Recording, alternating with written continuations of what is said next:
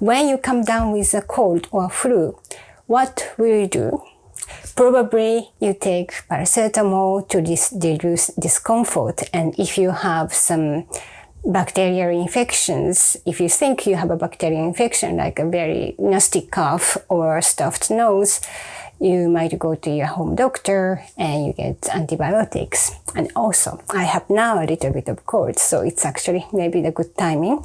Then when you have this cold, you might feel really annoyed and upset. It brings our feelings down.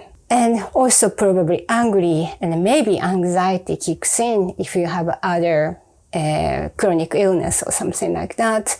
And also get annoyed or also scared, because if it's in the middle of your project, important business or something like that, you may have to cancel something. So lots of emotion, negative emotion also. When I was in Japan, when I was a student, if I get a cold, my grandmother comes to me and she started putting her hands where I had the pain. For example, if I have a cough, and she actually stroked my back, and also if I have a bit of stiffness, she starts doing a shiatsu massage, like acupressure with a finger pressure, and just helped me to feel better. And she often touched and my back, and also she actually prayed with, she did a prayer with mantra.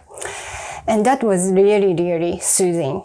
And that was really soothing. And every time I felt like I'm the one who I should give this healing to her, but she was always there to give me massage and all the comforts and the physical touch. Then if I go to the pharmacy, like if my mother then I go to the pharmacy with my mother. And in the pharmacy, not only the Western medicine, but also we have Kampo, which is herbal medicine. The pharmacist would ask me how I'm feeling and overall. And then she would make special mix for me. And then I take the Kampo, the herbal medicine. So what's happened is, and of course, if I have a nasty infection, then I had to take antibiotics. But first, we did all from natural way. What happened is that in Japan and also in Eastern philosophy, there is this life force energy. In Japanese, it's ki. In Chinese, it's chi. Life force energy, it's the vitality of our life that is running through our body and also in the living being in this earth, in our life, in the world. And when this life force energy, the flow of life force energy gets stuck or stagnated, and that's cause and affect the function of our organs, and eventually it brings some illness. So it's when life force energy dysfunctions, then that affects our well-being. So life force energy, our emotion also affects the life force energy, because energy is, the emotion is also the vibration and energy. So these days, like for example in Europe, it's also not only Western medication, Western modern medication, but also the herbs, homeopathy, and other alternative therapies are available, and it is becoming more popular to follow and combine integrated medicine. So what I wanted to say is that still in Japan, this ki is really the center of our life and our well-being. So we really take care of our function of ki. So we have also energy healing. For example, as I mentioned, shiatsu, probably you know the acupressure, and acupuncture originally from China, but also the Japanese, with Japanese needles. And also Reiki, maybe you have heard, energy healing. So, but it's all about this balancing the flow of our life force energy. So not only in this alternative therapy, but we also have like martial arts and tea ceremonies. Through these cultural activities also enhance the flow of our ki. And if I go back further, in Shintoism and also in Buddhism, it's also about taking care of the flow of our ki, our energy, the life force energy. So I think I have said already many times in Shinto, the purification is the center of all the rituals and practices. So we take care of our energy to be clean and to make it run smoothly and with the flow and connect to universal divine energy.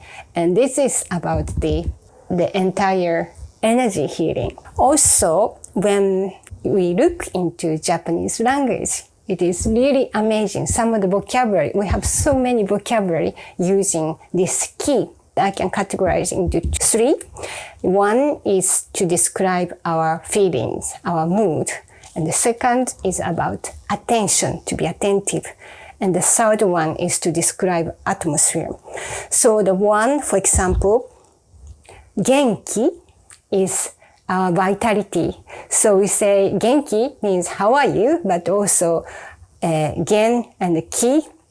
As gen means foundation and ki is, well, as you know, the life force energy. So genki and kibun is the amount of our ki. So kibun means our feeling, the state of being. So if I say kibun I means I'm feeling good. So it's ki related to our feelings and state of being.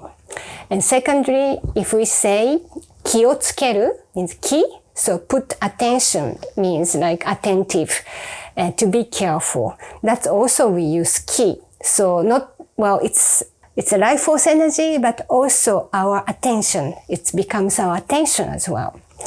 And then lastly, if we say kuki, ku is empty and ki life force energy, but then it means air. Also, in Japanese phrase, we say kuki o yomu, to read the air. Read the air means to feel the ki of others' atmosphere.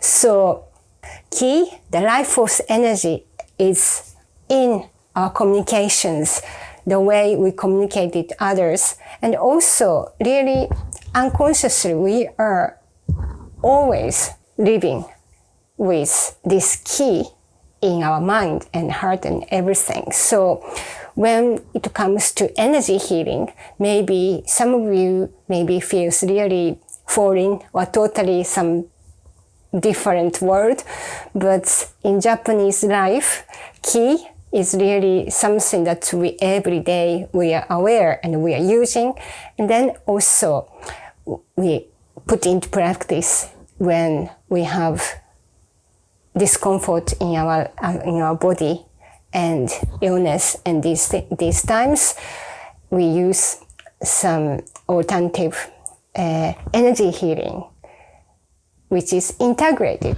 in our everyday life, and it's brought to these days from generation to generation, and of course through therapists, but also I feel it is most powerful when it is given by the loved one. For example, like from my grandmother, my mother, especially female, we do that. And this is with our special love among family. And we don't, for example, in Japan, we have in our communication, we don't give hug to each other, or like we don't have much physical contact in communication. in daily communications. We don't hug each other, or we don't give kiss in the cheeks, and so we don't do this communication. But in these healings, we touch each other and give special. We keep this our key special energy for special moment. So then this energy is really pure and also special. And so that's the energy healing, how we use it in Japan. So when I work with my clients, even on Zoom, I use my ability to do energy healing. So even without saying to my clients, and so also this is possible through distance. And so if you are interested in learning more, and I also have 30 days coaching program as well. So please contact me, and the details is, so you can access to the detail, you can access through the link below in the description. Thank you for watching, and see you next time.